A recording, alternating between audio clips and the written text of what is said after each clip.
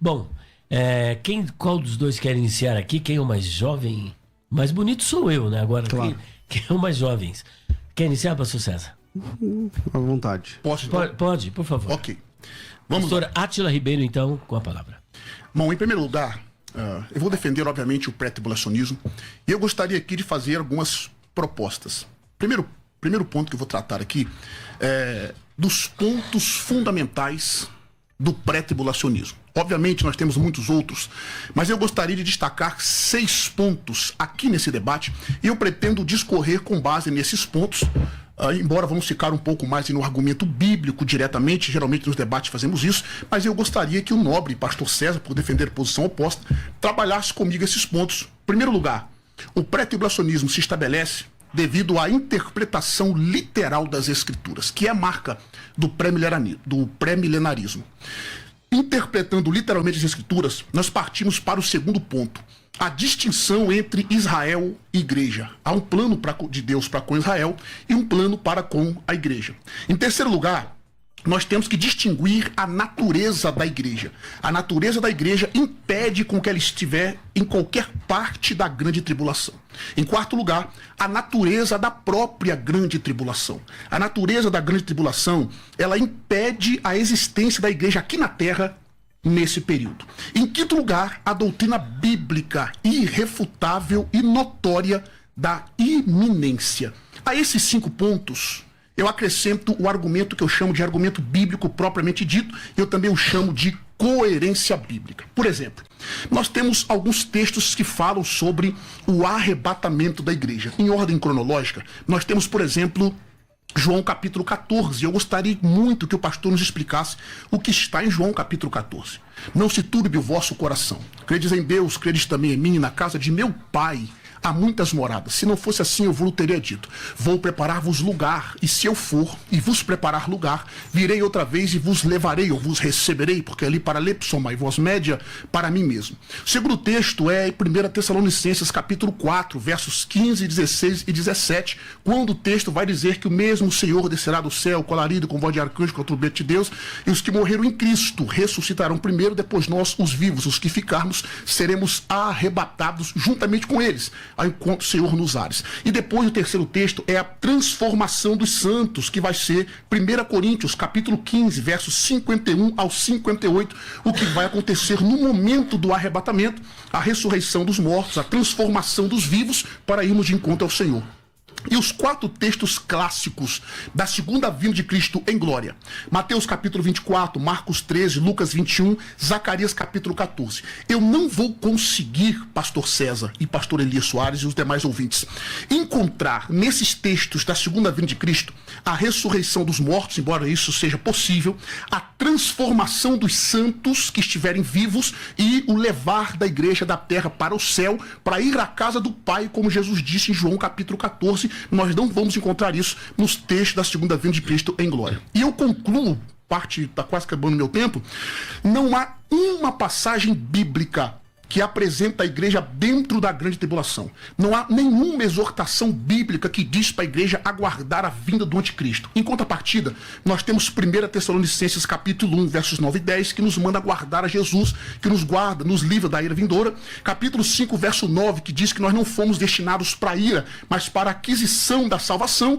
E Apocalipse, capítulo 3, verso 10, que diz: como guardaste a palavra da minha paciência, também eu te guardarei da hora da tentação que há de vir sobre todo mundo, para tentar os que habitam sobre a terra. Claramente mostrando que a igreja será arrebatada antes desse período tribulacional. Esses 6 pontos eu gostaria de trabalhá-los aqui nesse debate. Meu Deus, ele engoliu a Rádio Musical FM 105.7. Chegando. Pastor César, as suas considerações. É óbvio que para fazer perguntas se gasta menos tempo do que para dar as respostas. Então não é possível que eu dê as respostas a todos esses 6 pontos em 4 minutos. Eu não, acho que você não espera isso também aqui agora, né?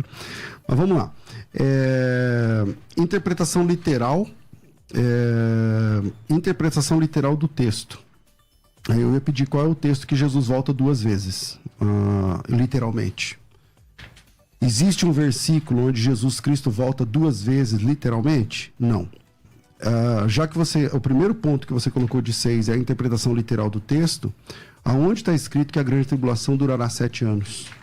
Também não tem esse texto, entendeu? Então, a menos que ele apresente aí os versículos, né? Eu não lembro desses textos. Que Jesus volta 2 vezes, que a grande tribulação e também que as bodas do Cordeiro duram apenas 7 anos e que, bom, os textos básicos, né, que os pré-tribulacionistas não têm, mas apresentam através de uma espécie de manobra para construir a doutrina pré-tribulacionista, que é uma doutrina nova, com base na história da igreja. Não consegue ver a ressurreição dos mortos no texto escatológico de Jesus Cristo. Só ler os textos afins que você vai ter ali. Você mesmo citou Coríntios capítulo 15, enfim, que ali está elencado ali. Aliás, Coríntios capítulo 15 é todo um texto falando sobre a ressurreição dos mortos. Agora, a história da igreja, irmãos, é passar por sofrimentos. Ser crente, e aí passar por sofrimento não significa ter a ira de Deus sobre a igreja. A Bíblia diz que a ira de Deus se manifesta dos céus contra os filhos da impiedade. Então não é o caso da igreja. A igreja não sofre a ira de Deus. A igreja sofre, aliás, já sofre agora com a ira daqueles que odeiam a Deus.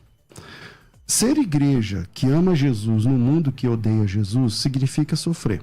Jesus Cristo, pastor Átila, o senhor manja mais de grego do que eu, imagino, eu acho que sim. Disse que nós seríamos suas testemunhas. Você sabe que testemunha em grego é mártir. O nosso chamado é para o martírio.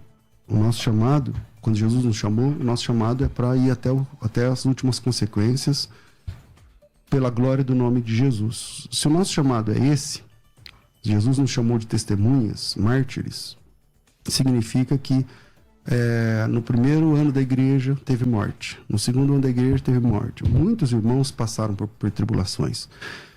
E nesse momento, aqui a gente está falando do Brasil.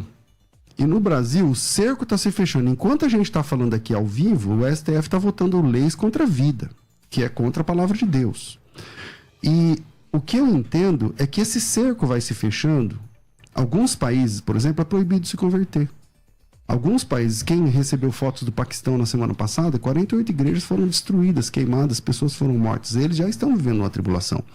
O que eu entendo é que essa tribulação vai se avolumando, vai crescendo, e eu entendo isso com base nos textos bíblicos, até que alcance um domínio mundial. E esse ódio contra Cristo, que já tem ponta disso aqui no Brasil, vai se institucionalizando, e a igreja não experimenta a ira de Deus contra ela. De modo nenhum. A Bíblia diz que a ira de Deus se manifesta contra os filhos da desobediência, ou da impiedade, ou da iniquidade, depende da versão que você tem aí. O que a igreja experimentou e continua experimentando é a ira dos ímpios, que vai governar o mundo inteiro e que vai perseguir a igreja no final. E é isso que a gente chama de grande tribulação. Pastor Átila Ribeiro, o senhor ouviu atentamente as palavras do pastor César Cavalcante, por gentileza. Bom, em primeiro lugar, o que os ouvintes perceberam, a dificuldade do pós-tribulacionismo, e eu digo isso com óbvio respeito ao nosso pastor César, a dificuldade do pós-tribulacionismo em apresentar a resposta a essas perguntas. A resposta que ele deu, eu faço minhas palavras dele, é muito fácil perguntar do que responder, né? Eu gostaria que ele pelo menos tivesse respondido uma, mas ele não respondeu, que fique bem claro, a nenhuma pergunta minha. Eu vou começar do que ele disse de trás para frente. Vamos começar pelo argumento histórico, que o pós-tribulacionismo se vale para dizer que a doutrina... Eu acho isso até estranho para alguém do cabedal do pastor César, que é um exímio mestre, um exímio professor, usar ainda esse argumento. Em primeiro lugar, porque ele não é verdadeiro. Que fique bem claro para todos os ouvintes. Segundo lugar, porque, olha, a doutrina da depravação humana, pastor César, ela só se estabeleceu na igreja a partir do V século. A suficiência das escrituras, o sacerdócio de todos os crentes, a salvação pela fé, ela só se estabeleceu como doutrina a partir da reforma protestante. Só foi reconhecida a partir dali. Em segundo lugar, eu vou citar aqui os nomes, se o senhor quiser eu posso dar as referências posteriormente, por causa, como o senhor mesmo disse, do nosso tempo.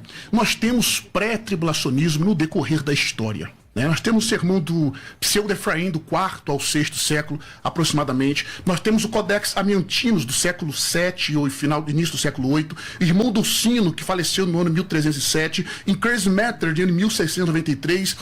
John Gill, 1697. Morgan Edwards, pastor batista na Pensilvânia, antes de 1788. Manuel Lacunza, que foi jesuíta no ano 1790. Edward Irving, Jornal de Morning Waite, Robert Baxter, Robert Norton, ou seja, nós temos referência histórica, sim, ao pré-tribulacionismo. Eu vou até indicar para os ouvintes um livro chamado de Dispensacionalismo Antes de Darby, de William Watson. Excelente livro, que desmorona o argumento que os pós-tribulacionistas usam, tá? Então o argumento do silêncio, ele deveria sair do pensamento do pós-tribulacionismo, primeiro porque ele não é verdadeiro, e segundo porque ele é incoerente. Outro sim, ele falou sobre a interpretação literal. Vamos lá, eu vou usar aqui o que alguns próprios pós-tribulacionistas, eles argumentam, os próprios pós-tribulacionistas. Por exemplo, Alice, ele diz, a interpretação literal tem que ser tratada desde o princípio. Pentecoste, usando esse argumento dele, ele diz, ele acaba de reconhecer que se a interpretação literal das escrituras for a verdadeira, que é a marca do pré-milenarismo, o pré-tribulacionismo se estabelece. O pós-tribulacionismo, ele é obrigado a interpretar o livro de Apocalipse, pastor César, com base na história. E isso não deixa de ser um método espiritualista. Por exemplo, espiritualizando a grande tribulação, etc. E o senhor disse sobre a grande tribulação que a igreja está passando? Tribulações não pode ser confundida com a grande tribulação. E Apocalipse 7,14 diz: Ruto eisim roer comeno tetlipsis tes megalis. Estes são os vindos da tribulação, da grande. Por 2 vezes repete ali o artigo definido. Muito bem, pastor César. Bom, vamos lá. Então, primeiro, eu não disse que a igreja está passando pela grande tribulação agora em momento algum. Eu não disse isso. Essas palavras são suas. O que eu disse é que a igreja sempre passou por tribulações e que eu entendo que isso vai crescer até que se torne a grande tribulação. Sobre dizer... o que eu pedi para vocês no início, eu quero que seja um fato. Então, por exemplo, para quem está assistindo gravado, depois volte, pegue cada um desses documentos que o pastor Átila citou e pesquise a fundo. Como eu disse, né, falar é muito fácil, para responder demora mais tempo, mas eu vou pensar um desses daí. O Frei Dolcino, que ele citou. O Frei Dolcino é um anticristão, filho de Satanás, que inclusive tem situações aí de assassinatos e tudo mais. É esse cara que ele está citando como base para pré-tribulacionismo. Vamos lá. Dentre outros documentos que ele citou, Pseudo-Efraim é uma obra pseudo-epigráfica. Pseudo significa falso, ele sabe, né? Então ele está se valendo de falsos documentos, né? Então a primeira dica é: estudem isso a fundo. Volta lá, quando ele fala Pseudo-Efraim, pega a obra do Pseudo-Efraim e pesquisa quem é o Pseudo-Efraim, essa obra, e quem foi o verdadeiro Efraim da história da igreja. E aí vocês vão ter uma ideia. Sobre o documento, o livro novo que saiu agora, Dispensacionalismo Antes de Darby, não tem nada a ver sobre o pós-tribulacionismo. Nada, absolutamente nada. Eu li a obra. Não sei se o senhor leu. Aquela obra não fala nada sobre o pós-tribulacionismo, nem sobre o pré-tribulacionismo. Dispensacionalismo é um método teológico que divide a história da humanidade em dispensações. Inclusive, eu acho que é bem interessante o dispensacionalismo. Então, o senhor trouxe esse livro como se fosse uma prova de que desmontou o pós-tribulacionismo, sei lá. Não é verdade. É só ler o texto, é só ler o livro. Quem quiser, acho que é da Chamada de Meia-Noite, lê o livro, ele vai falar sobre a história do dispensacionalismo, que de fato o dispensacionalismo tem muita base na história da igreja, diferente do pré-tribulacionismo. Como ele disse que não queria ser pessoal, eu também não quero ser pessoal. Então eu queria ficar nas 4 linhas da Bíblia, entende? Vamos para a Bíblia Sagrada. Eu perguntei, aonde que a Bíblia diz que tem 2 voltas de Jesus? Aí ele não respondeu. Aonde que a Bíblia diz que tem 7 anos de grande tribulação? Eu queria saber essas respostas. Pastor, ainda tem 20 segundos. Pode usar. Por favor. Ok, bom, vamos começar de trás para frente mais uma vez, né? Ele disse sobre o dispensacionalismo, eu lhe disse também sobre o irmão do sino, que é filho de Satanás e tal. Em momento nenhum Eu disse que abraço as ideias. A única coisa que eu citei ali foi para mostrar que, do contrário do que o pós-tribulacionista, a maioria pelo menos, diz, é que não existe, o pré-tribulacionismo é uma doutrina nova e tal. O argumento que eu usei foi esse. De fato, eu conheço a história do Dolcino, do pseudo-Efraim, do verdadeiro Efraim, li o livro de Watson sobre o dispensacionalismo de Darby. Agora, pastor, é possível ser dispensacionalista e não interpretar literalmente as escrituras? Claro, não tem só uma estrutura de pergunta retórica, dispensacionalismo. pastor. Pergunta retórica. Ah, não é para responder? Só dizer sim ou não. É impossível. Não, pergunta retórica não é que você responde com sim ou com não. Tá. Veja que é pergunta retórica então, primeiro. é impossível, queridos, ser dispensacionalista e não interpretar literalmente. Né? Tudo bem, vamos então aos textos bíblicos. Eu queria citar o meu terceiro argumento aqui. Ele me perguntou, mas ele não respondeu. Quando o senhor responder onde está a ressurreição dos santos, o arrebatamento da igreja nos textos da segunda vinda, aí eu respondo a segunda pergunta do senhor. Onde está? Não respondeu não. Mas tudo bem, o senhor não respondeu, mas eu vou responder para o senhor para ficar legal. Vamos lá. O pós-tribulacionismo, com esse argumento, eles estão tentando fazer uma teologia com base no silêncio. Ele pensa que é nós que estamos fazendo isso.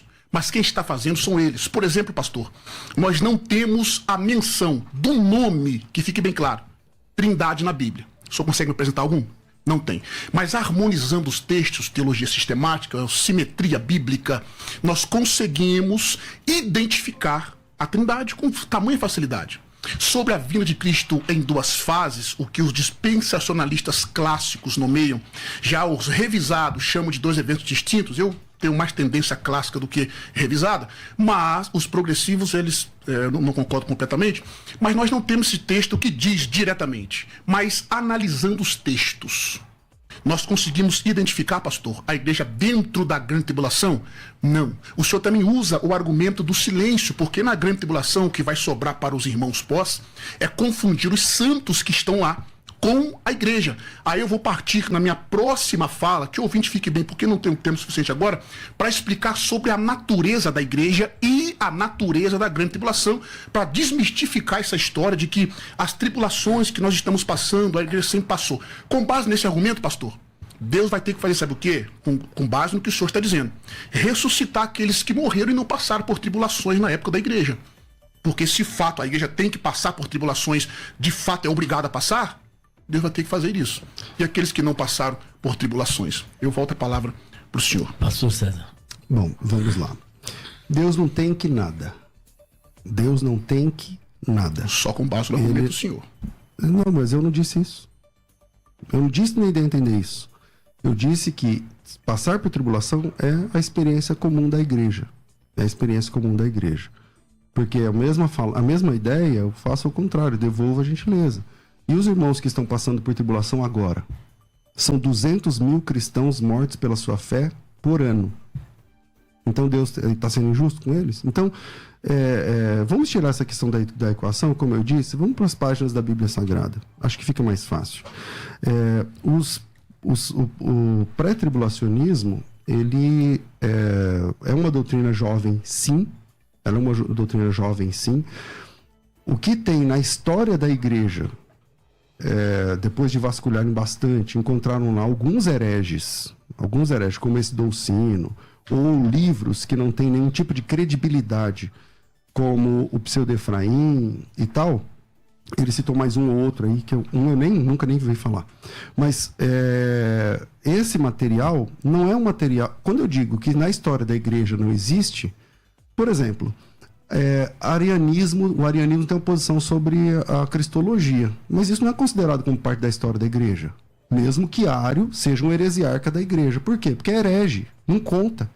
Então, apresentar documentos hereges, primeiro, acho que é feio para quem dá aula de teologia, para quem ensina sobre a história da igreja e tal, tudo mais. Então a gente está falando de documentos críveis. Ao contrário do que você faz apresentando documentos hereges, eu posso trazer, eu devo ter aqui no computador centenas de documentos, talvez uns 200 documentos, de verdadeiros filhos de Deus, de homens de Deus, da história da igreja, pais da igreja, grandes vultos da teologia que você conhece e tal, todos eles são pós-tribulacionistas. Você foi apresentado da igreja metodista, muito embora é uma linha mais nova do metodismo. O metodismo é pós-tribulacionismo, é pós-tribulacionista. Então, aí tem que estudar a história do metodismo. Aliás, nenhuma denominação anterior a 1830 é pré-tribulacionista, denominacionalmente. Nem a sua. A metodista é anterior a 1830 e é pós. Então, todas as igrejas, todas as denominações anteriores a 1930 são pós-tribulacionistas. Vocês são de uma igreja pré, mas o hino do louvor é pós. Por quê? Porque os hinos são mais antigos do que a teologia que foi feita recentemente. Bom, acabou certinho, olha só, começou e ele terminou. Agora nós vamos mais uma vez, e agora quem continua é o pastor Átila Ribeiro. 3 minutos, pastor. Não tem mais tempo? Então agora, vamos lá então. Beleza. Bom, eu queria somente desfalar uma coisinha só que o pastor César disse. Ele disse que a igreja que eu pertenço hoje é pós-tribulacionista. É possível que o meu pastor esteja nos assistindo. A metodista wesleyana, ela é declaradamente pré-tribulacionista. Ok? Pré-tribulacionista. Diga-se de passagem. Agora vamos lá, vamos vir para o argumento bíblico. Primeiro que eu mostrei, pessoal, o que o pastor César disse, que não havia ninguém que pensava com o pensamento pré-tribulacionista no decorrer da história da igreja. Ele disse que a doutrina é nova. Primeiro que esse argumento é falacioso. Segundo, se nós pensarmos dessa forma, nós vamos ter que deixar de crer, por exemplo, na suficiência das escrituras, nós vamos ter que deixar de crer no sacerdócio universal que foi fundado ou priorizado no contexto da Reforma Protestante, a suficiência das escrituras, sacerdócio universal, a doutrina do pecado original e etc. Agora vamos para os argumentos bíblicos, pastor. Eu queria tratar aqui agora da verdadeira igreja, a natureza da igreja, que foi meu terceiro argumento. Pastor César, em Efésios capítulo 1, verso 22, capítulo 5, verso 23, Colossenses 1, 18, podem conferir, ouvintes, esses textos. A igreja é o corpo e Cristo é o cabeça desse corpo. Em Coríntios 11, capítulo 11, verso 2, e Efésios 5, 23, a igreja é noiva de Cristo. No verso 25, ela é o objeto do seu amor. No João, capítulo 15, verso 5, ela é os ramos dos quais ele é a vida. Vou falar devagar para só anotar. Em Coríntios, capítulo 3, verso 9, Efésios 2, 19 ao 22, diz que a igreja é o edifício do qual Cristo é a base, a pedra angular. Vamos lá. Então, nesse ponto, existe, pastor César, uma união, uma unidade entre Cristo e a igreja, perfeito? Se a igreja estiver aqui durante a grande tribulação, como professa o pós-tribulacionismo, ela estará sujeita à ira. E eu vou mostrar aqui que as tribulações que nós estamos passando não é a grande tribulação, que é de um gênero totalmente... E essa palavra não é minha. Jeremias 30, verso 7, diz que é uma angústia de Jacó, um período incomparável. Jesus disse que nunca houve, nem nunca haveria um período como aquele, em Mateus capítulo 24, e Marcos 13 já tinha dito isso também. E Apocalipse 7,14 diz que é da grande tribulação. Tá? Então, se a igreja estiver aqui, por causa dessa união que tem Cristo com a igreja, ele, da mesma maneira, pastor, estará sujeito ao mesmo castigo. Só que em João, 1 João, capítulo 4, verso 17, diz, nisto é, vamos para a Bíblia, né? Nisto é perfeito amor para conosco, para que no dia do juízo tenhamos confiança, porque qual ele é, somos nós. A igreja, pastor, ela já é aperfeiçoada e liberta desse julgamento. Romanos capítulo 8, verso 1, João capítulo 5, verso 24, 1 João capítulo 4, verso 17, que eu disse. Se a igreja estiver aqui novamente, ela vai estar sujeita a esses julgamentos e as promessas de Deus, elas não teriam efeito. Para concluir, Apocalipse capítulo 3, capítulo 13, verso 7, diz que os santos serão vencidos e todos que estiverem na grande tribulação, eles estarão submetidos à besta e através dela a Satanás, que dá à besta o seu poder. Se a igreja estiver aqui, nesse período, ela se sujeitaria a Satanás e Cristo perderia o seu lugar como cabeça, ou ele mesmo, por causa dessa união com a igreja, estaria sujeito à mesma autoridade de Satanás. Isso é possível, pastor César Cavalcante? Haja vista o senhor dizer que os santos da grande tribulação, só afirma isso? São a igreja, claro. É a igreja. Óbvio. Beleza. Vamos lá. Então, primeiro, ele está dizendo assim, ele citou 6 ou 7 textos onde Cristo e a igreja são um corpo, edifício, o cabeça e o corpo, não sei o que, ótimo. Aí está dizendo, se a igreja está passando pela grande tribulação, então, e Jesus é um com a igreja, então ele também está sujeito, eu escrevi exatamente o que ele falou, ao mesmo castigo, e isso não é possível. Ora, meu Deus do céu. E os irmãos que estão sendo atribulados agora? Mas é castigo e os 22, isso? Não é castigo, eles desse? foram degolados no mar Mediterrâneo. Castigo de eu Deus? não te interrompi, pastor. Perdão. Pode voltar o tempo do pastor César aqui, pessoal. Não tem tempo. Esse bloco aqui não tem tempo. Perdão, mas pode não ir. respeito aqui mesmo. Mas vamos lá. Aqueles 22 garotos que foram degolados, estando vivos, não é que eles foram assassinados e depois degolados, não. No mar Mediterrâneo. Então quer dizer que Jesus não é a cabeça deles? Eles não fazem parte da igreja por causa disso? Então esse argumento, não entendi esse argumento, na verdade. Agora, sobre os santos serem a igreja, eu quero fazer uma pergunta. A pergunta é muito básica. Eles vão lá o texto de Daniel capítulo 7, né? Que a guerra dos santos lá, que faz guerra aos santos, vence os santos. Deixa eu achar o texto aqui. Eu acho que é o versículo 14. Não. É versículo... Daniel capítulo 7. Enfim, Daniel capítulo 7. Eu não anotei aqui rapidamente o versículo. Mas... essas pessoas que são chamadas de santos ou escolhidos, se elas não são igreja, e são vindas de toda a tribo, língua, povo e nação, conforme Apocalipse capítulo 7. Então não dá para falar que é só judeu. Esse pessoal não é igreja. Eles são salvos, pastor? E se eles são salvos e não são igreja, eles ficam onde?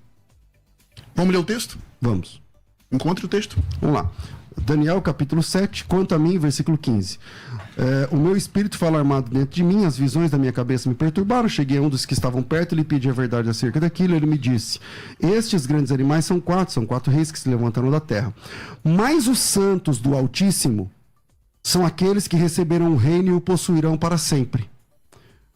Os santos do Altíssimo são aqueles que possuirão o reino e o reinarão para sempre. Versículo 21, se eu quiser ler. Não, pastor, eis que esse chifre... Não, eu que você queria ler, eu estou lendo. Eis que esse chifre fazia...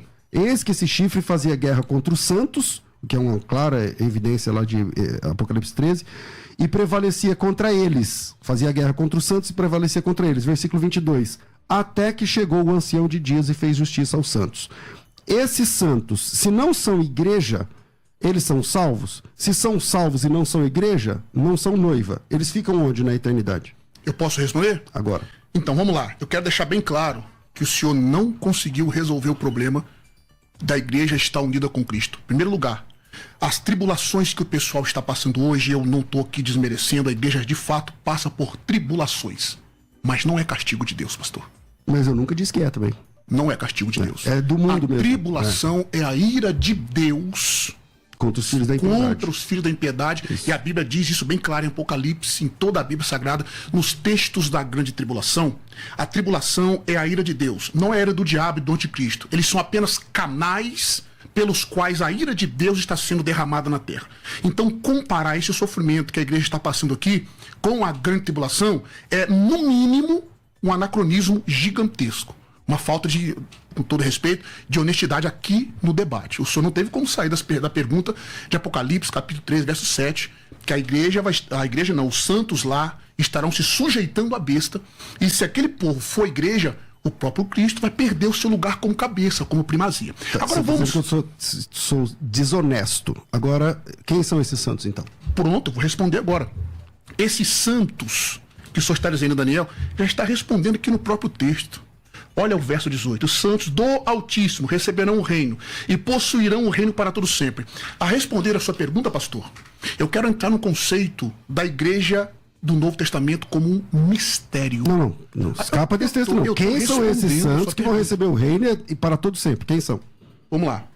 Queridos, a igreja, ela é apresentada como um mistério no Novo Testamento. É só vocês conferirem o texto com honestidade. Está lá em Romanos capítulo 16, versos 15 e 17, 25 ao 27, Colossenses capítulo 1, versos 26 ao 29, Efésios capítulo 3, versos do 1 ao 7, A igreja, o fato de que Deus formaria de judeus e gentios um só corpo, nunca, absolutamente nunca foi revelado no Antigo Testamento.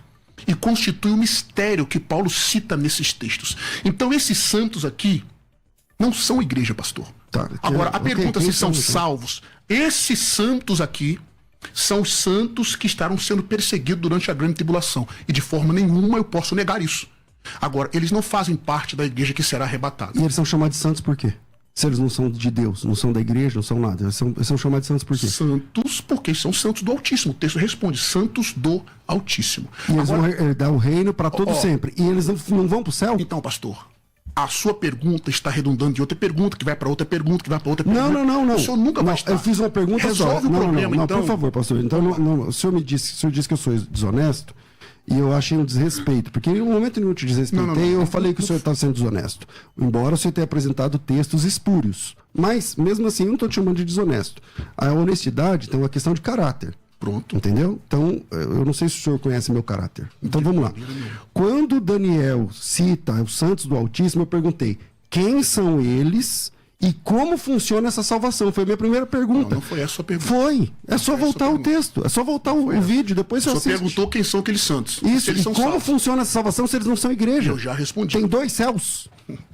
Eu já respondi. Agora eu queria que o senhor resolvesse o problema de Apocalipse, capítulo 13, verso 7, que eles vão estar sujeitos. E eu queria que o senhor resolvesse o problema que a própria Bíblia Faz uma apresenta. pergunta em Apocalipse 13, 7, que eu não entendi a sua pergunta. Vamos lá, Apocalipse 13, 7. Qual é a sua pergunta lá? É aí que eu tô falando, pessoal. Temos mais 3 minutinhos e depois... Quando eu falo desonestidade, não estou tocando no sentido do seu caráter. O senhor está se fazendo aqui como assim? De fato, o senhor entendeu, pastor, a pergunta. Não, eu não entendi a pergunta de 13, 7. Por favor. Eu não entendi a sua pergunta de 13, 7. Por favor. Então eu vou reformular a pergunta favor. e vou deixar o senhor à vontade Ok. para o senhor responder. Ok. E eu não vou lhe interromper. Em Apocalipse, capítulo 13, verso 7, mostra que os santos são vencidos. Por que eu já acho, o pastor Elias e os irmãos estão nos ouvindo? Já é um anacronismo aqui. Porque em Apocalipse 3:10 promete que o povo será guardado. Preservado, a expressão ali. Preservado, guardado. Da hora. E aqui, nesse momento, eu não estou nem tratando da questão se vai ser antes ou se depois. Se o senhor pensa que ali, da base para o pós, a igreja tem que ser guardada. Só que aqui esses santos são vencidos, certo? E todos os que estiverem... É só ler Apocalipse 13, do 7 em diante. Todos vão ser vencidos e vão ser submetidos à besta, através dela, a Satanás. Que dá para a besta o seu poder. Se a igreja estiver aqui nesse período, ela vai estar sujeitando a ira. E Cristo, Entendi como a é o pergunta. cabeça. Entendi a pergunta. Isso é possível? Então, vamos lá. Então, primeiro, Apocalipse 13, 7 não tem nada a ver com Apocalipse 3, 10. Nada, nenhum tem nada a ver, absolutamente nada a ver. Apocalipse 13, versículo 7, quem tem uma Bíblia que tem referência, a referência vai jogar de novo em Daniel capítulo 7, versículo 21, que é exatamente a pergunta que eu te fiz. Qualquer Bíblia vai te jogar lá para Apocalipse, para Daniel 7, 21. Lá tá, em Apocalipse 13 está dizendo assim: foi dado que pelejasse contra os santos e os vencesse. Deu-lhes autoridade sobre cada tribo, língua e nação, a adorar Laão e tal. O que ele está dizendo aqui é que essas pessoas, esses santos aqui, foram mortos pelo poder do anticristo, foram mortos pelo poder da besta durante 42 meses, que dá 3 anos e meio e tudo mais. E esse texto é exatamente o correspondente do Novo Testamento ao texto de Daniel capítulo 7, que o senhor não conseguiu responder. Isso daí eu Lá em concordo. Daniel capítulo 7, está dizendo que fazia guerra contra esses santos até que veio o ancião de dias. Ou seja, o ancião de dias é Cristo, acho que o senhor também concorda. Então essa guerra e essa perseguição contra os santos, que é a igreja, acontece até que Jesus Cristo volte. Quando Jesus Cristo volta, acaba a perseguição, e aí nesse dia, Jesus Cristo vai vencer o exército do anticristo. Está respondida a pergunta. O senhor pode ler Apocalipse 13, 7 para mim, pastor? Foi-lhe dado que pelejasse contra os santos e os vencesse. Quem Deus, venceu os santos ali? o anticristo. E aí, é possível a igreja perder para o anticristo? Bom, é só você visitar a Coreia do Norte, é só você ver e eles qualquer estão perdendo, lugar. O anticristo existe. Então, com essa fala, o senhor está dizendo que Jesus prometeu que as portas do inferno não prevaleceriam. Então, aquela promessa de Jesus, então, para a igreja... Mas ela aqui não está vai. dizendo que foram todos os santos. O- Ele o- pelejou contra santos e venceram. E esses santos são os mesmos que Então, o senhor ressuscitam está- Então, o senhor gloriosamente. está desmembrando a igreja. A parte da igreja perde e a outra não. Eu vou te isso que o mostrar senhor isso está na fazendo? prática. Vamos lá. Tessalonicenses, segunda carta de Paulo aos Tá Tessalonicenses. vendo como é que está ficando difícil, pastor? Pro Não senhor tá, não. responder? Tá sim. Tá vendo como é que tá ficando difícil? É uma brincadeira? Você tá zombando? Não, beleza, eu aceito, não tem problema. Se é uma brincadeira, tá tudo bem. Vamos lá. em Tessalonicenses, na segunda carta de Paulo aos Tessalonicenses, capítulo 1, diz assim, ó, versículo 4. A tal ponto que nós mesmos nos gloriamos de vós nas igrejas de Deus. Só tá lendo qual livro, pastor? Segundo aos Tessalonicenses, capítulo 1. Capítulo 1. A tal ponto que nós mesmos nos gloriamos de vós nas nossas igrejas, à vista da vossa constância em todas as vossas perseguições e tribulações que suportam. O que é um sinal evidente, a tribulação que eles suportam, que é um sinal evidente do reto juízo de Deus, para que vocês sejam considerados dignos do reino de Deus, pelo qual, com efeito, estáis agora sofrendo.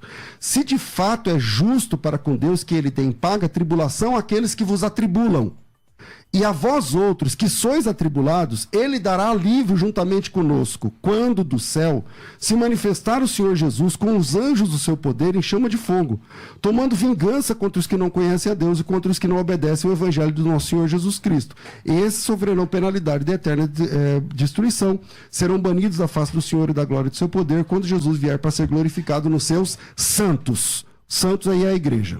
Entende? Então, não tem como dizer que esses santos aí não é a igreja. Esse texto está mostrando na prática o que lá está profetizado em Apocalipse e que lá em Daniel capítulo 7 também está profetizado. Espero ter respondido. Tá, não, só continuar lendo, ler o versos 9 e 10 do capítulo. Vamos começar na primeira... Eu parei no 11. Calma. Vamos começar na primeira carta a Tessalonicenses. Na primeira. No capítulo 1, anota aí, pessoal. Capítulo 1. Verso 9 e 10, é prometido à igreja que Jesus nos livra da ira vindoura, que é a tribulação. No capítulo 5, verso 9 da primeira epístola, também promete isso, correto? Na primeira carta a Tessalonicenses, o que é um problemaço aqui pro pós, aí nós vamos para a segunda epístola, aí nós temos o capítulo 2, que vai falar no verso 1 da nossa reunião com ele, e da sua vinda, no capítulo 3, da apostasia que tem que se manifestar, no versículo 3, perdão, no versículo 6 e 7, algo tem que ser tirado, o correto, por o anticristo se manifestar. Então o senhor está dizendo, o senhor disse que eu tinha trago para o texto de Tessalonicenses, capítulo 3, verso 10. De todos esses textos que o senhor citou, vamos lá, segundo as Tessalonicenses 2, irmãos, no que diz respeito à vinda de nosso Senhor Jesus e a nossa reunião com ele, vos exortamos a que ninguém vos demovais da vossa mente com facilidade, nem vos perturbeis sequer por epístola, palavra, como se procedesse de nós, supondo que o dia do Senhor já tenha chegado. Ninguém de nenhum modo vos engane. Ele vai falando do dia do Senhor, da nossa reunião com ele. Tá. Isso é o arrebatamento. Ninguém de nenhum modo vos engane. Não, o que é o texto, pastor? Perdão. Segundo as Tessalonicenses 2, verso 3. Para os ouvintes. Peraí, falta 3 minutos, não falta? Não é 55 que eu tenho que anunciar? Falta quantos minutos, Elaine? Tá bom, falta 3, tá bom? No 58, continua. Eu perdi aqui o raciocínio. Vou ler de novo. Segundo as Tessalonicenses, capítulo 2, versículo 1. Irmãos, no que diz respeito à vinda de Jesus e a nossa reunião com ele, a chegada de Jesus e o arrebatamento, vos exortamos que não vos demovais da vossa mente com facilidade, nem vos perturbeis por epístola ou palavra, quer por epístola, como se procedesse de nós, supondo que já tenha chegado o dia do Senhor. Ninguém de nenhum modo vos engane. Isso não acontecerá, a vinda do Senhor e a nossa reunião com ele. Isso não acontecerá sem que antes venha a apostasia e sem que seja revelado o filho da iniquidade, o homem da iniquidade, o filho da perdição, que se opõe ao objeto, a tudo que se chama Deus e objeto de culto. Então o texto que o senhor citou está dizendo que antes do arrebatamento, primeiro vem o anticristo. Em primeiro lugar, pastor, o senhor disse sobre o grego, no verso 1, nós temos aqui uma regra chamada regra de Sharp. ASKS, ou ASCS, artigo, substantivo, cais, substantivo. A epsinagoge e a parousia, aqui não se aplica, não é a mesma coisa os dois. Tem que avisar isso para quem traduziu a Bíblia. Porque todas as Bíblias dizem exatamente do jeito que eu li aqui. Até essa Bíblia que deixa eu trabalhar o texto, esses 2 minutinhos que faltam, pastor. Bora. Deixa eu trabalhar o texto. Isto não acontecerá. O que o pós faz é isso. Ele para no verso 4. De maneira nenhuma vos engane. É só continuar lendo o texto todo, pastor. Aqui nós temos 2 coisas diferentes, pastor. A vinda do Senhor e nossa reunião com ele. Tá bom? O que é que não acontecerá? A vinda de Cristo aqui é a vinda de Cristo em glória. É só continuar. No verso 5, por exemplo, ele diz: não vos lembrais que essas coisas eu tinha dito para vocês quando eu estava aí? Então ele está trazendo da memória. Tão verdade isso é que a primeira aqui nós temos uma conjunção de, que ela traz de volta um assunto que Paulo já tinha tratado, pastor. Então Paulo está tratando aqui, ele está diferenciando, o povo já estava ciente do que ele está dizendo. Aí nós temos um problema para os senhores no verso 6. O que o resiste? Verso 7. o que o detém, aí no verso 8. E vamos continuar agora com o nosso debate. Eu acho que era ele que estava concluindo. Depois o pastor César terá a palavra e eu quero fazer uma pergunta para cada um dos dois debatedores. Perfeito. Bom, só concluindo aqui, pastor, meu raciocínio nesse texto, o senhor usou 2 Tessalonicenses, veja só. 2, né? Aí o senhor disse aqui no verso de número 2, o senhor disse, no verso 3, perdão, ninguém de maneira alguma vos engane, porque não será assim. Ou seja, isso não acontecerá sem que antes venha apostasia. Ele está dizendo, no seu pensamento o arrebatamento não vai acontecer sem que venha apostasia, se manifeste o homem do pecado. O senhor é um exegeto. O senhor é um professor de línguas bíblicas, inclusive o grego. E o senhor sabe que isso aqui não está apontando para o arrebatamento. Eu não sou professor de grego. Mas... de hebraico. Tudo bem. Perfeito. Aqui nós temos 2 substantivos no verso 1. Epsinagoguei e parousia. Há uma regra de Sharpe. Existem 6 regras, queridos, chamadas de regra de Sharpe. Só a primeira que ficou conhecida como a regra de Sharpe. Daniel Wallace, eu preciso citá-lo, porque ele é um excelente gramático, um dos maiores. Ele diz o seguinte: na construção ASKS, que é artigo, substantivo, CAI, substantivo, que é a conjunção, o segundo nome refere-se à pessoa mencionada com o primeiro nome, epsinagoguê, reunião, e parousia, vinda de Cristo. Refere-se à primeira pessoa quando não for impessoal, não for plural e não for nome próprio. Aqui, por exemplo, são os 2 substantivos impessoais. O Wallace diz o seguinte: de acordo com Sharpe, a regra só é aplicada exclusivamente com nomes pessoais singulares, nomes não próprios. Eu vou evitar agora os termos técnicos, pessoal, mas só resumindo. Aqui, o arrebatamento, que é a reunião, e a vinda de Cristo não é a mesma coisa. Sabe por que não pode ser, pastor César? Porque Sharpe fez essa regra, encontrou essa regra, para defender a divindade de Cristo em Tito, capítulo 2, verso 13. Se nós aplicarmos aqui dizendo que os dois referem-se ao mesmo evento, nós vamos minar a regra de Sharpe sobre a divindade de Cristo e vai tornar essa... Rapidinho, pastor, deixa eu falar à vontade depois. Não, eu já entendi isso. Você já entendeu? Entendi. Então, tá, resumindo. Aqui não é o arrebatamento. Ele não está dizendo que a apostasia vai acontecer. Primeiro lugar, pastor, nas 6 primeiras traduções, o senhor está falando que ia falar de Bíblia, né? Nas 6 primeiras traduções inglesas, apostasia era traduzido como retirada. E eu não quero nem discutir isso aqui agora, porque não vai dar tempo. É traduzido como retirada. Agora vamos lá. Se isso aqui tivesse se referindo ao arrebatamento... Peraí, 6 traduções inglesas... Eu nunca ouvi esse argumento. 6 traduções inglesas? O senhor está dizendo que, por exemplo, no King James, lá, que é a principal tradução inglesa do mundo, lá no lugar de apostasia, está dizendo retirada? Sim. Na King James? Afastamento. Não, na King James não. Nas 6 primeiras traduções em inglês. Eu não vou tratar isso aqui agora, mas se o senhor quiser, a gente pode continuar tratando. Mas não, eu quero... Quais são essas 6? Porque a principal é a King James. Na King James eu sei. A King James não tem.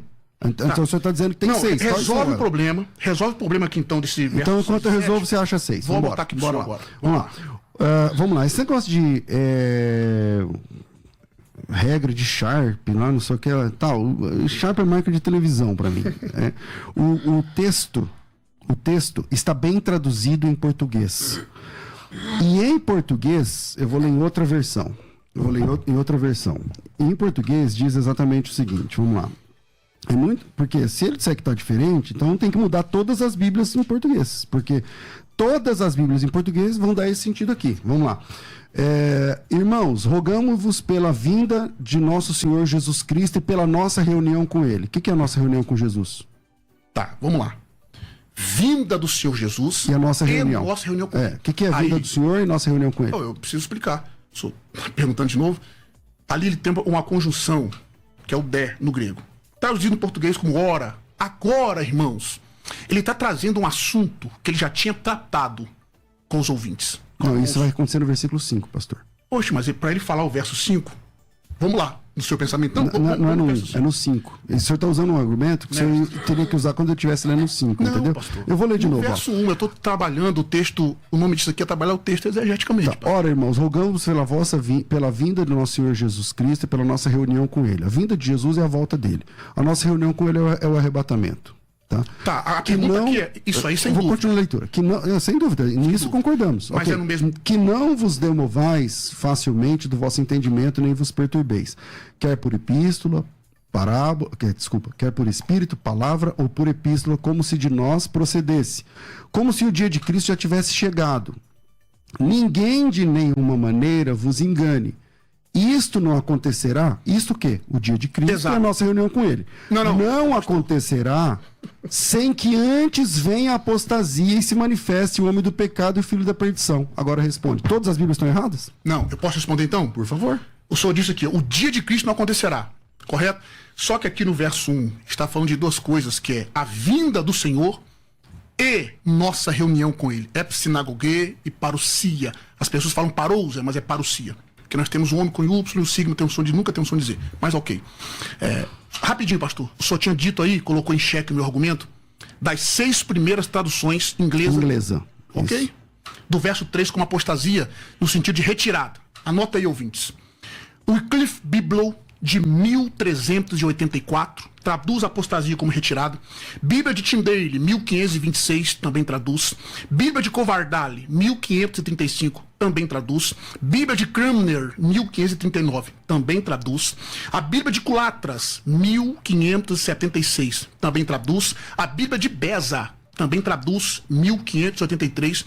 E a Bíblia de Genebra, de 1608. Traduz a palavra apostasia aqui. E eu não quero nem concordar... Eu vou ver cada um deles aqui. Perfeito. E os ouvintes têm, obviamente, vão conferir. Isso aqui é um argumento para mostrar que essa expressão apostasia, muitos entendem, e não é nem esse o assunto aqui do debate hoje, que essa apostasia também se refere a um afastamento. E se o senhor quiser, pastor, eu posso tratar isso aqui exegeticamente. Eu estou tentando fazer no verso 1 para nós chegarmos em todo o texto. Então, tudo bem, perfeito. No verso 1, nós temos 2 substantivos impessoais, parousia e epsinagoge, que é a nossa reunião com ele. Não se refere ao mesmo evento. A vinda é uma coisa e o arrebatamento é outra coisa diferente. É isso que eu estou tratando aqui da regra de Sharpe, porque o senhor... com respeito, todos conhecem essa regra, como o senhor disse, né? Sharpe, para nós, é um shampoo, o senhor disse. Então, por exemplo, a Bíblia de Wycliffe, que foi a primeira que o senhor citou, não diz. Eu estou com ela aberta aqui agora. O senhor lê inglês? O senhor leu a Bíblia de Wycliffe de 1384, essa Bíblia de 1384? É. A Bíblia de Wycliffe de 1584. 1384. Então, mas só tem uma Bíblia de Wycliffe. Ele não viveu tantos séculos assim para traduzir várias vezes. Vou falar para os irmãos aqui. Quem... Porque eu tô aqui com o texto em inglês, no man, sewe, you, eu não sou bom de inglês, in one manner, for buddy, ele vai dizer assim, primeiro vem, the come first, and the man of, o primeiro vem o homem do pecado, e depois a nossa reunião com ele. Então, só tá lendo o verso 1. Não, no verso 3. Tá, lê o verso 3 em inglês aí. É o verso 3. Tá. É exatamente o verso 3. Eu vou deixar o grandão aqui pro senhor ver. Porque, por exemplo, lê aqui o verso 3. No man de sell you on minority for good station commerce. Isso aqui é o verso 3. No man for... Primeiro vem o homem do pecado. Tá vendo? Ele tá dizendo, primeiro vem o homem do pecado, em português. Entende? Então não, usar o texto... 4, pastor. Aí tá no 4. Pode ler quantos versículos o senhor quiser. Porque assim, a discussão é no versículo 3. Você pode ler quantos o senhor quiser, vai rolando aí a rolagem. Mas, primeiro lugar, essa Bíblia aí não é de 1384. Tá certo. Primeiro lugar, essa Bíblia não é de 1384. Eu já passei por essas coisas. Tá, mas deixa eu fundamentar, pastor. Porque senão o pessoal o senhor está colocando meu argumento em xeque. Claro que eu tô. É claro que eu tô. Eu vou pedir para todos os ouvintes que eu pedi logo no começo pesquisar o nome de todas essas Bíblias e perceberem que não é um fato. Isso que o senhor falou não é um fato. Talvez o senhor pesquisou em algum lugar um estudioso que estava errado lá nesse lugar. Um estudioso chamado Winehouse, em Apostasia em 2 Tessalonicenses 2:3. Sabe de onde está essa citação aqui, pastor? Do livro de Walvoord, O Arrebatamento. Querido, se eu estou com o meu argumento errado, Walvoord está errado, está sendo colocado em xeque pelo pastor. Winehouse também está errado, viu? Todas essas 6 Bíblias, não é 1500 que o senhor citou aí, é 1384. As 6 primeiras traduções inglesas. Ok, pastor? Não é essa aí não é de 1384. Essa aí é de 1500 e pouco. Essa aí não é a primeira. Essa aí, no mínimo, deve ser a terceira. Tá? Então, a primeira é 1384, que é o Wycliffe Bigelow. A segunda, Bíblia de Tyndale, 1526, Bíblia de Coverdale, 1535, Bíblia de Cranmer, 1539, Bíblia de Culatras, 1573, Bíblia de Beza, 1583, Bíblia de Genebra. Delas diz isso. Bom, Deixa eu fazer uma pergunta para cada um Vamos dos lá. dois. Agora deixa eu me fazer uma pergunta. A questão é sobre apostasia, a tradução da palavra apostasia. Se é ou não retirada. Mas a minha pergunta eu faço para quem primeiro? Posso ser pastor César? Agora, eu fiz primeiro para o senhor, agora eu vou fazer para você. Você não fez nenhuma para ninguém? Não, ele começou, então agora bora. Pastor César, se a igreja se Ló foi retirado lá de Sodoma e Gomorra antes da destruição, ele foi tirado antes. Falou, nós não podemos mandar aqui a destruição se você estiver aqui. Você tem que ser tirado antes. Se ele foi tirado antes da destruição, e Noé também foi tirado antes do dilúvio, por que a igreja também não pode ser tirada antes da grande tribulação? Bom, a primeira camada da resposta é que o Ló foi tirado no mesmo momento da destruição. Isso não está escrito. Tanto que a mulher dele olhou para trás, a destruição já estava acontecendo, ela virou uma estátua de sal. Naquele momento, os anjos pegaram as filhas de Ló e saíram puxando. Só lê o texto de Gênesis capítulo 19. Opa, essa eu quero ver. E ela virou para trás para ver a destruição da cidade e ela virou uma estátua de sal. Segundo, Noé. Jesus Cristo cita Noé no capítulo 24 de Mateus. Eu não sei exatamente o versículo, mas eu acho que não é tão difícil. Versículo 27 até o 37 a 39. 37, né? Como foi nos dias de Noé, assim também será a vinda do Filho do Homem. O Noé não sofreu, não atravessou o dilúvio? Atravessou. O dilúvio caiu sobre Noé também, só que ele estava dentro da arca, protegido. Mas ele viveu o dilúvio, ele sobreviveu ao dilúvio. Assim como nos dias de Noé, assim também será a vinda do Filho do Homem. Porquanto, assim como nos dias anteriores ao dilúvio, comiam, bebiam, casavam, davam em casamento, até que Noé entrou na arca. E não perceberam quando veio o dilúvio e levou a todos. Assim será também na vinda do Filho do Homem. Então a igreja está percebida, o Noé sabia o que ia acontecer, assim como a igreja sabe o que vai acontecer. Não é surpresa para a igreja, mas é surpresa para o mundo. Então, assim como foram nos dias de Noé, assim também será com a vinda de Jesus Cristo. Olha, aqui na minha Bíblia, em Gênesis capítulo 19, versículo 16, está escrito assim, olha. Ele, porém, demorava... e ao amanhecer... 19:15. Os anjos apertaram com Ló, dizendo: levanta-te, toma tua mulher e tuas duas filhas, que aqui estão, para que não pereças na injustiça desta cidade. Ele, porém, demorava-se, e aqueles varões lhe pegaram pela mão. Isso. E pela mão de sua mulher e pela mão de suas duas filhas, sendo-lhe o Senhor misericordioso. Que versículo que é agora? É o 16. E tiraram-no e puseram-no fora da cidade. Fora da cidade. Agora, olha só o versículo 17. E aconteceu que, tirando-os fora, disse: escapa-te por tua vida, não olhes para trás de ti e não pares em toda esta campina. Escapa lá para o monte para que não pereças. Então perceba que ele já estava fora da cidade de Sodoma e Gomorra. Mas é no mesmo dia. Então, mas ele estava fora. Mas o que eu disse foi que é no mesmo dia. Não, mas não importa se é no mesmo dia. Por exemplo, se a grande tribulação, vamos supor, o Senhor vai arrebatar a igreja da hora e logo após acontecer a grande tribulação, agora eu vou foi responder. tirado antes. É uma pergunta, vamos lá. É. Em Apocalipse capítulo 2, versículo 10, está dizendo assim: vocês vão ter tribulação por 10 dias, sereis atribulados, tal, sejam fiéis até a morte. A experiência de um santo de Deus nem sempre é a experiência de outro santo de Deus. Então você falar, mas e Ló? Mas quem disse que Ló tem a ver com alguma questão escatológica na Bíblia Sagrada? Então aonde é que Jesus ou algum apóstolo atrelou a experiência de Ló com a experiência da igreja no tempo do fim? Não. Mas mesmo assim, o Ló foi tirado no mesmo dia da destruição da cidade. Não, mas a minha questão é então, a seguinte. a cidade foi destruída assim como o mundo vai ser, Isto. e a igreja vai ser arrebatada. Só que a questão não é se foi no mesmo dia, é se foi antes ou depois. E ele foi tirado antes da destruição. Então, mas o Ló, antes. Ok, mas o que o Ló tem a ver com a grande tribulação? Isso, não, eu só dei um exemplo, porque o pastor afirmou que ele foi ainda no mesmo estava, dia. que ele estava lá. Foi tirado quando começou a destruição, ele foi lá e pegou essa. Não, ele não foi tirado do meio, não. Ele foi tirado antes. Então, é isso que eu quero dizer. Do mesmo jeito. Por que os anjos tiveram que acelerar o Ló e pegar pela mão e puxar? Então, mas eles já não estavam mais na cidade. Olha lá, ó. Olha aqui, olha aqui. O debate dos dois, é só aqui, ó. Então era uma pergunta, mas agora virou um debate. Virou Deixa debate. só, o pastor ele foi César, tirado antes. Pastor César disse assim, quando que algum dos apóstolos referiu-se ao livramento de Ló no sentido escatológico? Eu posso responder para ele, pastor? Agora eu pergunto Pedro, mas lá não está dizendo sobre... Eu não estou dizendo que ele nunca mencionou. Eu estou dizendo aonde que o Ló é colocado como base para o arrebatamento. Não. Em lugar nenhum. Mas não é isso que eu disse. Deixa eu... Porque agora a pergunta é para ele, ó. Mas depois os ouvintes a minha questão é, se Deus salvou Ló antes da destruição e também salvou Noé. Eu não sei, só para informação dos ouvintes, Noé foi salvo do dilúvio 7 dias antes do dilúvio acontecer. Ele já estava salvo. Então ele não foi salvo no dia do dilúvio, mas 7 dias antes. E Ló também foi tirado antes do dilúvio.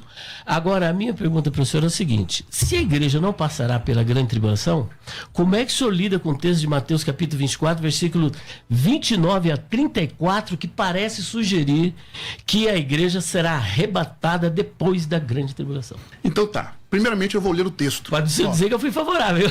Vamos lá. Vamos ver se você vai fazer com ele a mesma coisa que você fez comigo. Olha, que fique bem claro. Esse texto aqui é significativamente fácil para o pré-tribulacionismo. Sem prepotência. Vamos ler o texto? E logo depois da aflição daqueles dias, o sol se escurecerá, a lua não dará a sua luz, e as estrelas cairão dos céus, as potências do céu serão abaladas. Então aparecerá no céu o sinal do Filho do Homem. Todas as tribos da terra se lamentarão e verão o Filho do Homem vindo sobre as nuvens com poder e grande glória. Aí nesse dia, e ele enviará os seus anjos com rijo clamor de trombetas, os quais ajuntarão os seus escolhidos. Então, nesse ponto, aqui está dizendo que esses escolhidos é a igreja. Essa é a pergunta, é o sentido da pergunta? A minha pergunta é o seguinte: o senhor defende que a igreja não passará pela grande tribulação. Perfeitamente. Mas esse texto parece sugerir, por exemplo, logo depois da aflição daquele dia. Vamos lá. Não diz que é antes da aflição daquele dia, mas depois da aflição daqueles grandes dias. É que tudo isso vai acontecer. Como é que o senhor lida com isso? Tá, eu preciso entender, primeiramente, Mateus, todo o seu capítulo. No verso 3, nós temos 3 perguntas dos discípulos para Cristo. E a aflição é uma reportagem ao capítulo 24, versículo 21. Sim. A grande eclipses megali. Como nunca, não é tribulações como o senhor alegou no início. Sim. É a grande tribulação. Sim. Perfeito. Vamos lá. No verso 3, nós temos 3 perguntas para os discípulos, pessoal. Eles chamam Jesus, no particular, está no particular com eles, eles fazem o seguinte: dize-nos, quando acontecerão estas coisas, que sinais ou sinal haverá da tua vinda e do fim do mundo. Embora o termo mundo ali não seria uma boa tradução para o termo aion, seria melhor traduzido como era. Então nós temos 3 perguntas. Quando acontecerão estas coisas? A anaforia do texto aponta para o que o Jesus tinha dito sobre a destruição do templo, correto? Aí Jesus começa a responder, não em ordem cronológica. Agora, Mateus capítulo 24, para eu ser mais sucinto, no verso de número 20, os eleitos no contexto aqui, eles são judeus que são instruídos por Jesus a fugir no sábado. Aqui ele está tratando da segunda vinda de Cristo em glória. Só lê o verso 20. E que ouvirão falar dos falsos cristos, versos 23 e 24. E que ouvirão que o Cristo pode estar no deserto. Para concluir, pastor, o Filho do Homem, que é um título messiânico, nunca foi usado em referência à igreja. Será visto por todas as tribos da terra, vindo do céu. E nesse dia, ele vai reunir os seus eleitos. O termo ali, o adjetivo é klektos, ok? No verso 30 e 31. Por contexto, esse aqui é Israel. Então, está tratando da segunda vinda de Cristo em glória. Aí, quando nós vamos continuar a leitura do texto, nós vamos chegar, por exemplo, em Mateus capítulo 25. E depois, no final, haverá ali a separação. Pastor, se a igreja tiver sido arrebatada depois, não tiver sido arrebatada antes da grande tribulação, como que vai ficar o restante do pessoal para ficar aqui durante o milênio? Como que vai ficar aqui o pessoal? Só continua lendo. Mateus 24 não termina ali. Tem o 24 e o 25. Então, para o senhor ali, não é o arrebatamento da igreja? De forma nenhuma. Não tem ali a igreja sendo tirada. O que seria, então, se não é o arrebatamento? Parece-me que é tudo muito parecido. Vem anjos, tem toque de trombeta, tem Jesus aparecendo e não é. Respondo com tamanha facilidade também. Nós temos 3 tipos de trombetas ali nesse sentido. Não aqui no texto, aqui nós temos uma. Essa trombeta é a trombeta para Israel. A trombeta de 1 Coríntios capítulo 15 é a trombeta para a igreja, que é o sinal para a transformação, ressurreição dos mortos, transformação dos santos, dos que estiverem vivos. E tem a trombeta ou as trombetas de Apocalipse. 3 tipos, escatologicamente falando. Correto? Agora, aqui nesse texto, nós não vamos conseguir encontrar, é uma dificuldade que eu vejo nesse texto. Eu estou sendo sincero aqui de verdade. Eu vejo dificuldade aqui para nós vermos a ressurreição dos mortos, a transformação dos santos. É só nós pegarmos lendo Mateus 24 todinho e o 25, compararmos com João capítulo 14, 1 Coríntios capítulo 15, Tessalonicenses capítulo 4, é só comparar. Não tem esses elementos aqui. Muito bem. Eu não descarto, pastor, rapidinho, deixa eu falar. Não descarto aqui, de fato é a segunda vinda de Cristo em glória. Negar isso é legal o texto. Bom, nós já estamos caminhando aí para os, a não ser que vocês queiram ir até as 14, né? Pastor César, vamos para as considerações? O que vocês acham, né? Ou querem continuar? Quer dizer, eu vou. Porque cada bloco foi iniciado pelo pastor Átila. Eu então vou encerrar e depois a gente faz as considerações finais. É que agora foi invertido. Não, é que foi invertido. É verdade. Nesse bloco, o senhor começou e ele terminou. Exato. Não foi assim. Foi. Eu fiz a primeira pergunta pro senhor. Mas é que assim, quando virou, quando veio direto pro YouTube, o assunto é ele que estava falando. Mas tudo bem. Ele pode falar então, continuar. Não. Pode falar. Então vamos lá. Mateus capítulo 24, versículo 29, veja só, a gente tem que entender que a tradução da Bíblia para nossa língua, ela é eficaz. Só lembrando, cortando o senhor rapidinho, só lembrando, eu não pude ponderar a sua resposta. Não pude replicar a sua resposta. Que resposta? Quando ele perguntou de Ló. Mas tá bom, pode continuar. Mas aí com isso eu não posso comentar a sua ex. Tá bom. Então... Depois o senhor comenta. Então tá bom. César, por favor. Tá bom. Pra mim não tem regra não. Se você quiser falar sobre o que eu falei sobre o Ló, fica à vontade. Tá bom, então. Mas vamos lá. Mateus capítulo 24, versículo 29, é Jesus Cristo falando. E Jesus Cristo, ele fala assim, que depois da tribulação, e bem dito pelo pastor Elias, no versículo 21 fala a grande tribulação que nunca houve nem nunca haverá. E lá ele fala que os escolhidos estão no mundo. E aí volta a pergunta, quem são os escolhidos? Eu tenho essa dificuldade. Responder? Por favor. Eu respondo. Por favor. Não, tá tudo bem. Deixa eu concluir. É assim, da minha parte, pastor, eu não tô sendo nem grosso nem jocoso com o irmão, embora o irmão tenha sido comigo algumas vezes nesse debate. Então eu não tô nem tirando onda, nem tirando sarro, nem humilhando, nem falando que o senhor é desonesto, não sei o que lá. Da minha parte, tá tudo tranquilo. Você pode responder e me interpelar quantas vezes o senhor quiser. Tá certo? Então vamos lá. Eu voltando. Em Apocalipse capítulo... Eu tenho uma dúvida, que quando eu falei, se o senhor quiser responder, que é, quem são os eleitos de Mateus capítulo 24? Porque a Bíblia diz que se não fossem aqueles dias abreviados, ninguém seria salvo. Mas por causa dos eleitos, a palavra é eclectos, é a mesma raiz de igreja. Se o senhor é professor de grego, o senhor sabe disso. Igreja é eclesia. Ekkaleo. E eleitos é eclecto. Preposição, então, verbo é a mesma coisa, a mesma construção gramatical. Se eles não são igreja, como é que funciona o céu para vocês? Por exemplo, os judeus não são igreja, então eles não são noivos, eles não participam das bodas do Cordeiro. As pessoas que são salvas depois do arrebatamento, porque vocês creem que o arrebatamento é antes, tá? Depois vai ter uma galera salva, e essa galera lá em Apocalipse 7 não são pouca gente. É de que ninguém podia contar, de todas as tribos, povos, línguas e nações. Essas pessoas, que não são judias, são de todas as tribos, línguas, povos, nações e tal. Essas pessoas não são judeus, não são judias, essas pessoas não são igreja para vocês, e essas pessoas são salvas. A minha pergunta é muito honesta. Como é que funciona esse céu para você? Elas são salvas como? Elas ficam onde? Essas perguntas eu posso responder? Por favor. Vamos lá. Em primeiro lugar, falando sobre a questão da raiz. O nome disso é morfologia. Eclectos, né? As pessoas ali, em primeiro lugar. Eclectos ali é um adjetivo. Eclesia é um substantivo. Primeiro ponto. Aquele texto ali, quando eles usam muito esse texto, nunca é usado para a igreja, mas também não é usado só para Israel. Fala Não o eclecto? Nunca é usado para Israel, aliás. Isso, nunca é usado para Israel, sempre a igreja. Eu só troquei aqui os argumentos, mas deixa eu concluir. Eu entendi, tá Entendeu, certo. né? Beleza. O argumento dos senhores é esse. Só que as cerca de 8 vezes que esse termo aparece no Novo Testamento, ele também é usado para anjos eleitos, o eleito que é Cristo. Então não é uso exclusivo para a igreja. Se for esse o caso, nós temos um problemão, pastor. Por quê? Por quê?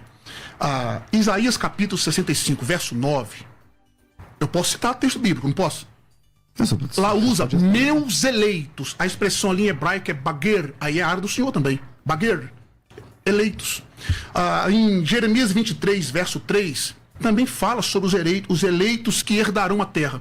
Eu mesmo reunirei o remanescente do meu povo, do meu rebanho, de todos os países para onde eu arrastei, e os trarei de volta às suas pastagens, e eles frutificarão e se multiplicarão. No verso 29, verso 14, eu te ajuntarei, Israel, de todas as nações para onde te expulsei, e te trarei de volta a este lugar. 31, verso 8, eu os remirei de toda parte, uma grande multidão. Só para a gente cumprir, para não ficar muito longo, Deuteronômio 30, verso 4, que foi um problema daquela outra vez, se eu me interpretou errado. Desde os confins da terra, dali o Senhor teu Deus te reunirá, no caso de Israel. Então o que eu estou dizendo é que, em primeiro lugar, os eleitos ali não é exclusividade da igreja. Aqueles eleitos não são igreja. Ali se refere a Israel, pastor. Agora, a sua segunda pergunta. Eu fiz duas perguntas. A primeira parte é, eleitos, o senhor citou vários textos todos no Antigo Testamento. O Antigo Testamento é hebraico. Não Sem serve. dúvida. A palavra eclectos é no Novo Testamento. No Novo Testamento é sempre a igreja. Ou quando é anjo, tudo bem, mas é sempre a igreja. Quando é pessoa de carne e osso, é sempre a igreja. A segunda pergunta é a mais importante. Eu fiz ela no primeiro bloco, mas eu não tive a resposta. A ideia é, se eles não são Israel, se eles não são igreja, como é que funciona essa salvação? Eles ficam onde na eternidade? Vamos lá. Parece que essa pergunta que o senhor faz é difícil para o pré-responder. De fato, não é difícil, pastor. Na outra oportunidade que nós tivemos aqui, na verdade, no outro bloco desse debate agora, não deu tempo de responder, porque o senhor não tem agora dá, também. vamos lá. Beleza. Primeiro ponto, eles vão ser, a pergunta é, a salvação durante a grande tribulação. Em momento nenhum, eu não sou representante dos pós do mundo inteiro, mas eu, pastor Átila, afirmei que não haverá. Isso é muito simples, é só nós lermos Apocalipse capítulo 7 e o verso 14. Vai ter salvos lá. Vai ter salvos. Tá. Beleza. Só que esses salvos não é a igreja. Então eu preciso responder. Não, então, porque essa é a pergunta que eu tenho feito desde o começo do Eu programa. estou respondendo, mestre. Tá, então vai ter salvos, esses salvos não são igreja. Como é que eles ficam na eternidade? Tá, eu preciso explicar. Vamos lá. A igreja é a noiva do cordeiro. Isso aqui eu preciso explicar dentro da cultura judaica. Jesus é judeu. O casamento, as bodas do cordeiro, que representa a particularidade de Cristo com a igreja, é para a igreja. Em momento nenhum, nós estamos afirmando que esses salvos não fazem parte do povo de Deus. É só nós lermos Apocalipse capítulo 20, verso 4, pastor. Lá está a resposta dos senhores. Esses daí, nós temos a etapa das ressurreições. Nós não estamos nem tratando disso aqui, né? Então, deixa eu entender, ele faz parte do povo de Deus, certo? Parte do povo de Deus. Ok, mas não é a noiva. Tá, vamos lá. Israel é povo de Deus? Israel é povo No de Antigo Deus? Testamento, você fala? Ou no Novo? Até no Novo. Não, Israel é no povo Novo de Deus? Testamento é a igreja. O povo de Deus é a igreja. Beleza, então com essa fala do senhor, o senhor não é adepto à teologia de substituição, correto? Pelo menos... Eu tenho muito problema com essas teologias nominais, porque Não, eu vou pro texto bíblico. Não, mas De ambos os povos fez um. Então, de ambos os povos, Deus fez um. Por exemplo, Paulo era judeu, só que ele se apresenta como judeu ou como igreja? Como igreja. Pedro era judeu, ele é igreja ou judeu no Novo Testamento? Igreja. Então, salvo no Novo Testamento, aceitou a Cristo como Salvador, para mim é igreja. Tá. Para mim é igreja. Agora, esse pessoal desculpa, Apocalipse 7, você já disse que eles são povo de Deus. A minha pergunta é, lá no céu, na eternidade, onde é que eles ficam? Como é que funciona? Eles não têm direito às bodas do Cordeiro? Primeiro lugar, aceitou a Cristo, é igreja. Parabéns, perfeito. Quando o senhor disse que eu não quero usar termos teológicos. Poxa, nós somos dois teólogos. E os ouvintes aqui são inteligentes. Quando o senhor tem problema disse... com eu não abraço tudo que as pessoas falam, Eu entendeu? entendo, pastor. Você também é Mas assim em uma alguns momentos, nomenclatura, alguns pontos. é nomenclatura. Apresente o seu argumento. Tá, deixa eu apresentar. Eu preciso construí-lo, porque não é só dizer sim, não. Então constrói, eu tô construindo. independente da minha Vamos lá. resposta. Constrói Beleza, a sua então, ideia. tá. Então, ó, Israel e igreja são dois povos distintos. Deus tem um tratar com a igreja iam tratar com Israel. Durante a grande tribulação, a igreja, não a igreja nominal, a igreja de fato, verdadeira, ela terá sido arrebatada. Deus volta a tratar com Israel.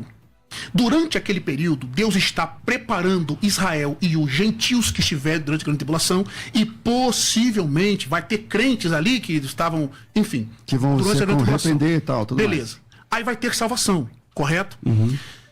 Vai ter as bodas do Cordeiro de Apocalipse, capítulo 19, verso 7, e sem provocar, o que é difícil pro pós explicar quando que vai ser as bodas do Cordeiro, o tribunal de Cristo, a igreja sendo apresentada para Cristo, é difícil. Eu não vejo dificuldade nenhuma, mas foca na sua resposta. Só argumentos. Tá. Não vejo dificuldade, pastor, uma benção. Vamos lá. Então, tá. A tribulação é o tratar de Deus com Israel para quê? Para preparar Israel para receber o reino de Daniel, capítulo 7. A primeira pergunta que o senhor fez, que eu não consegui responder por causa do tempo, o senhor não deixou eu falar. Bem, segue aí. Que receberão o reino futuro. É Deus preparando Israel. A grande tribulação, pastor, ela tem dois objetivos. Preparar Israel para receber o reino, que é o milênio, certo? E povoar o milênio com aqueles que vão se converter durante a grande tribulação. Então aqueles salvos, eles não fazem parte da igreja do arrebatamento. Agora, como vai ser? Que é a sua pergunta. Como vai ser? Isso. Tá. Eles vão estar no céu? Apocalipse 7,14 diz. Estão lá. Tá. Esses são os que vieram ouvindo da grande tribulação. Então lá no céu tem povos diferentes. Salvos. não é porque essa. um é a igreja, outro é Israel. Outro é esse pessoal aqui, que nem é a igreja, nem é Israel, e é todo mundo. Você crê assim também? Agora é também. Eu tô respondendo. Vamos lá. Aí, tudo bem, agora deixa eu. Porque assim, nesse contexto, então, a minha pergunta é: eles participam ou não participam das Posso bodas do falar o que eu Cordeiro? creio, então? Peraí. Nesse Pode, ponto? mas eles participam ou não das bodas do Cordeiro? As bodas do Cordeiro. Eu vou dizer de novo. Que aí é a noiva, né? Então, as bodas do Cordeiro, pastor, é para a igreja. Eu preciso fazer uma distinção aqui entre. Talvez seja algo, para alguns, novo, embora não é novo. Existe diferença das bodas do Cordeiro e a ceia das bodas do Cordeiro, pastor. Eita. As bodas do Cordeiro, a gente pode trabalhar. As bodas do Cordeiro é para a igreja, Que é a noiva. que é a noiva. A ceia das bodas do O Cordeiro, apóstolo Paulo faz parte? sem dúvida, ele crê em Cristo. Mas ele não é judeu? Oxe, em Cristo. Então, quando a pessoa se converte, ela não vira igreja? Porque se o Cristo. apóstolo Paulo faz Mas, mestre, parte da vamos lá, igreja. Vamos lá. Isso aqui é coisa muito séria, pessoal. Eu não estou brincando aqui, descontraindo, mas é muito sério.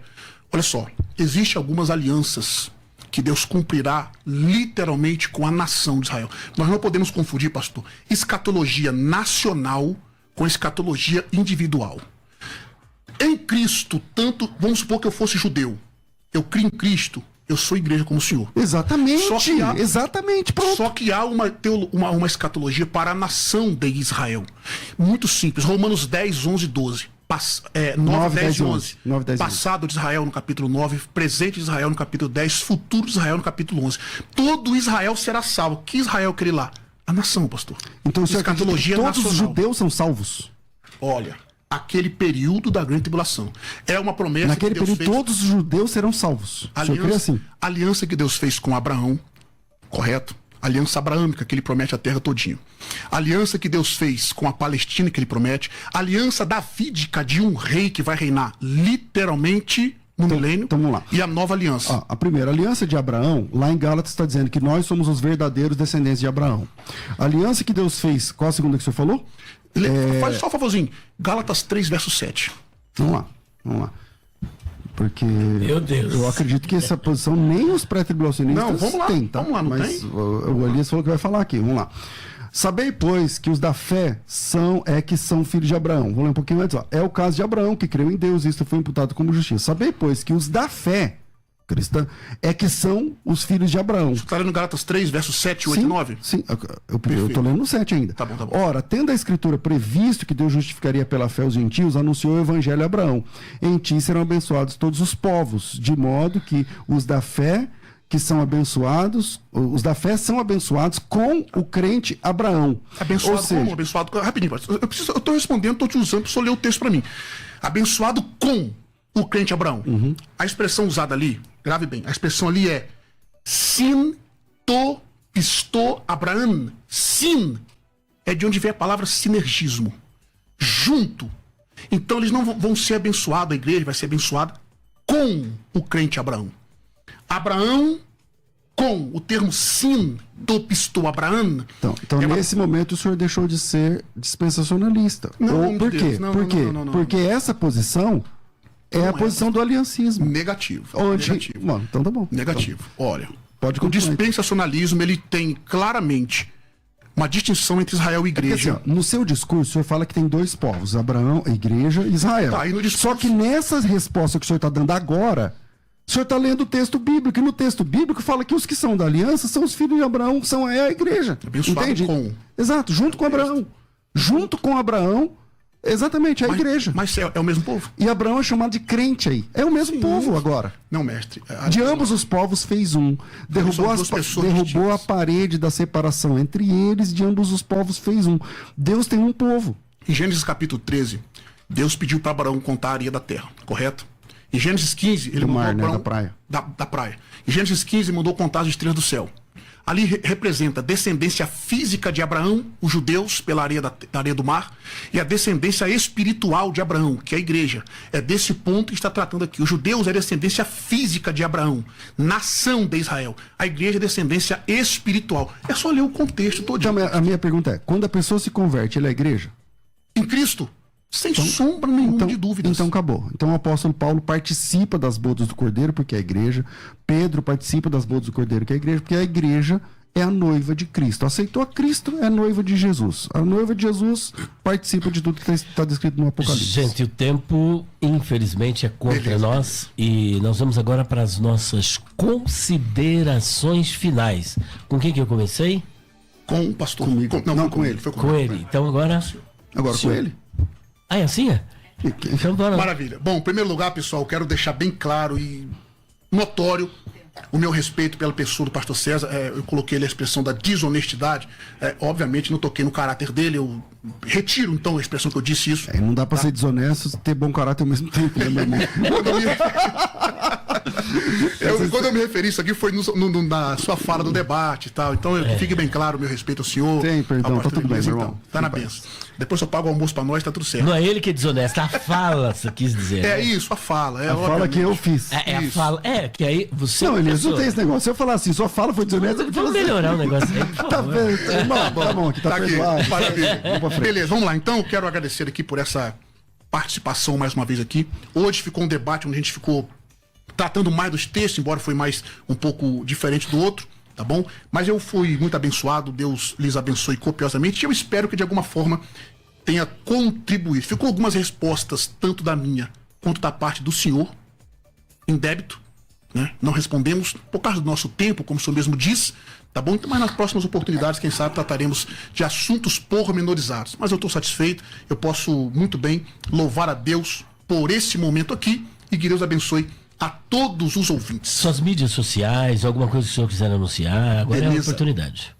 Quem me quiser seguir lá no canal do YouTube, Átila Ribeiro OFC, Átila Ribeiro Oficial, meu Instagram, PR Átila Ribeiro OFC, acompanha a gente por lá, ore por nós.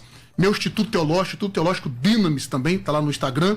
Entre lá, vai ser um privilégio ter você conosco. Deus abençoe. Pastor César. Bom, eu agradeço. Gostaria muito que a igreja não passasse pela grande tribulação, mas infelizmente a Bíblia é clara. Jesus Cristo disse em Mateus capítulo 24, versículo 29, que depois da grande tribulação é que ele volta. O apóstolo Paulo diz que nosso encontro com Jesus não acontece antes que se manifeste o filho da perdição. Eu realmente não gostei da colocação do pastor Átila quando ele falou, me acusou de desonesto, mas ele tá tudo certo entre nós aqui, fica aqui nesse debate, não levo para frente mais, não terei memória afetiva sobre isso. Você é um irmão, considero você como um homem de Deus, a gente já fez live junto, espero que não pare nisso. E se eu desrespeitei o irmão dessa forma, eu também quero pedir perdão. A minha fala final é que existe um céu só, um Salvador só, um Deus só. E esse Deus, ele tem o seu plano de salvar, de buscar e salvar aquele que se havia perdido. No Antigo Testamento, Israel funciona como esse protótipo para a humanidade, como funciona. E no Novo Testamento, a igreja assume esse papel. Se um judeu agora dobrar o joelho e confessar que Jesus Cristo é o Salvador, nesse momento ele é a igreja. Nesse momento ele é nosso irmão em Cristo. E participará de todas as benesses destinadas à igreja de Cristo no final. Deus tem um povo. Deus tem um povo que ele gosta de chamar de filhos. Esses filhos de Deus estão no Antigo Testamento, estão no Novo Testamento, através de duas alianças distintas. A aliança de Deus com Israel através do pacto do Monte Sinai, e a aliança de Deus com a humanidade através do pacto do Monte Calvário. E a partir desse momento, derruba-se a parede de separação entre eles, e quando Cornélio dobra o seu joelho, ali a porta da graça se alcança os pagãos, inclusive a mim, inclusive a vocês, porque nós também éramos pagãos, gentios, por assim dizer. Eu prefiro falar pagão, que é um nome menos técnico. E por causa dessa graça, dessa porta aberta, escancarada, e de tanta graça e de tanto amor, é que nós fomos alcançados. Deus abençoe. Quem quiser me seguir, todas as minhas redes sociais é César Cavalcante. Meu nome começa com S na digitação, aí quando for me procurar, procura S-E-Z-A-R, César Cavalcante, para enganar o inimigo, porque o inimigo vai pela ordem alfabética e o Átila começa com A.